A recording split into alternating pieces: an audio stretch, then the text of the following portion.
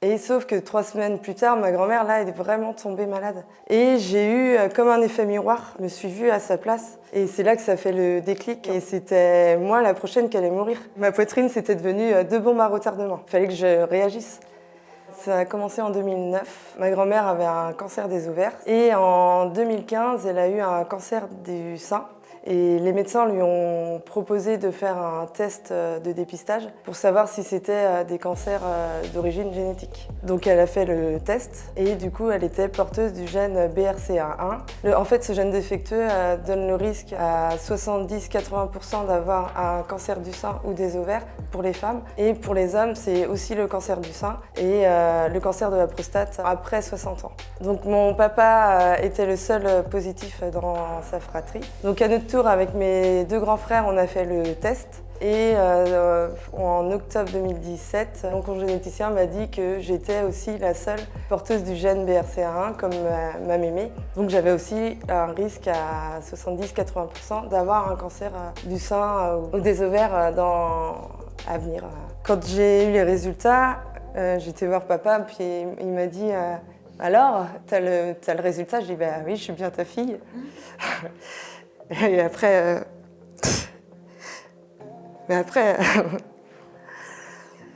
après c'est vrai qu'on n'en a pas vraiment parlé.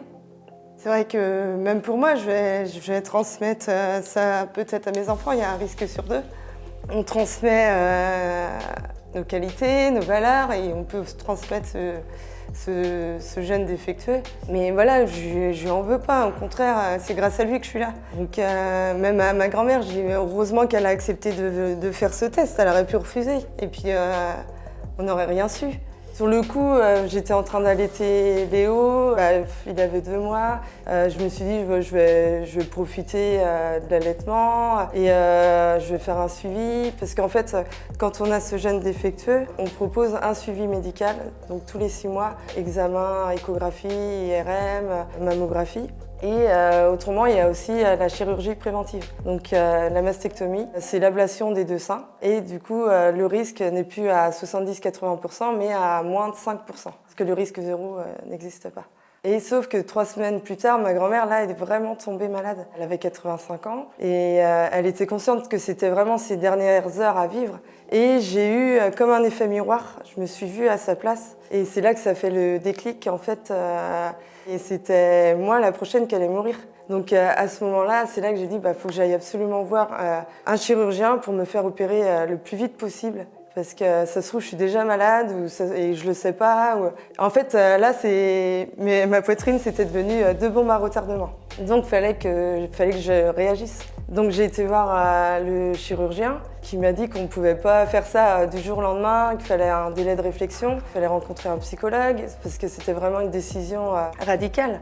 Ce qui est important pour voir un psychologue, c'est qu'en fait, il va voir si notre corps, si notre tête, notre morale, on est prête à faire cette opération. Parce qu'après, on va pas pouvoir revenir en arrière.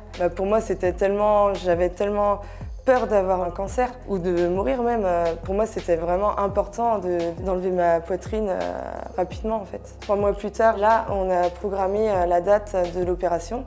C'était 8 mois après, en novembre. Et comme ça, j'avais 8 mois pour me préparer psychologiquement, moralement. Et aussi, j'avais tout l'été à passer sans douleur, sans les cicatrices et pour vraiment profiter de l'été avec ma famille. Du coup, je pensais que j'allais très très bien. Quand j'ai posé la date, ok, ça va se passer comme ça. Et puis en fait, du jour au lendemain, c'était trop compliqué dans ma tête. Je pensais que à m'aimer, au cancer, à la mort, à la maladie. À l'opération aussi, parce que c'était quand même douloureux. Et du jour au lendemain, je suis partie, j'ai laissé ma famille, mon mari, mes enfants, mon travail. Et je suis partie au Puy-en-Velay, sur les chemins de Saint-Jacques-de-Compostelle. En fait, j'ai marché toute seule pendant 3-4 jours. Parce que j'avais vraiment le besoin de m'isoler, en fait d'arrêter le temps pour arrêter de penser à que du négatif. Et j'avais besoin de m'isoler pour crier, hurler.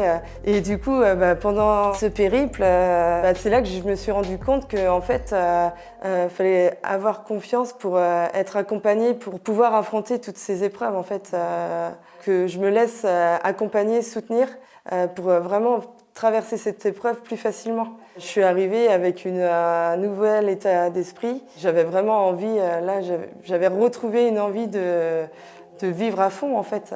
J'avais perdu cette positive attitude.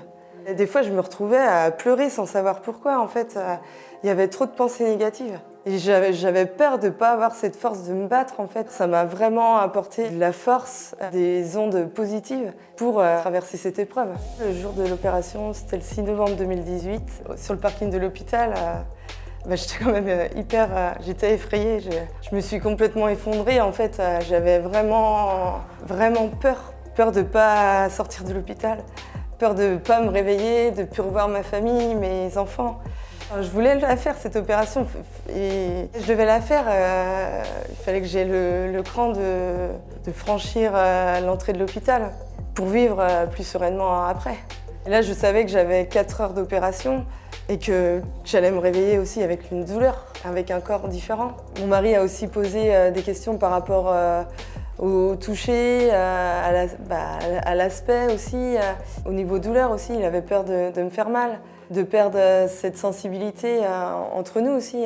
Finalement, ça nous a aussi rapprochés. Il a toujours été derrière moi.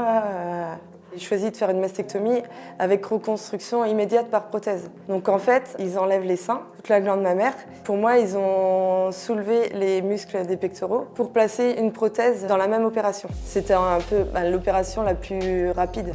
Ça se passe en une seule opération. Il y a moins de risques de rejet, de greffe en fait. Je voulais me réveiller avec ma poitrine.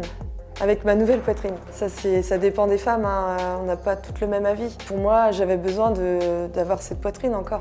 Même si c'était pas une poitrine naturelle, mais moralement, j'étais pas prête à être reconstruite à plat.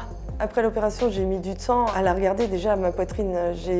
J'avais des pansements déjà à mon réveil. J'avais aussi un soutien-gorge de contention. Je la cachais, je voulais pas trop la regarder. Elle était douloureuse et j'avais peur de voir le résultat. Alors que je savais bien que ce résultat-là, c'était pas un résultat définitif. Je sentais bien c'était une poitrine dure, très gonflée, avec des bleus, des hématomes. Et j'avais peur de me dire, je vais être comme ça toute ma vie maintenant. Et au bout de 2 mois déjà, elle était plus souple, moins de bleu, plus naturelle en fait. Là, même là aujourd'hui, on voit pratiquement pas les cicatrices. Il n'y a aucune douleur et elle est vraiment souple aussi. Et là, le résultat est beau maintenant.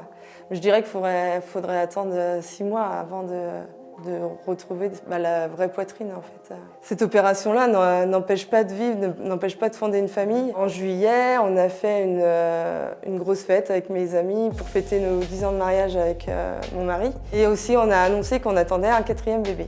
Il y a une vie après, ouais. Et on a envie d'en profiter vraiment à fond. À partir de là, j'ai vu la vie différemment. Ouais, finalement, ce gène défectueux, il m'a donné la chance de rencontrer plein d'ambassadrices de Génétique Cancer, de voir la vie autrement.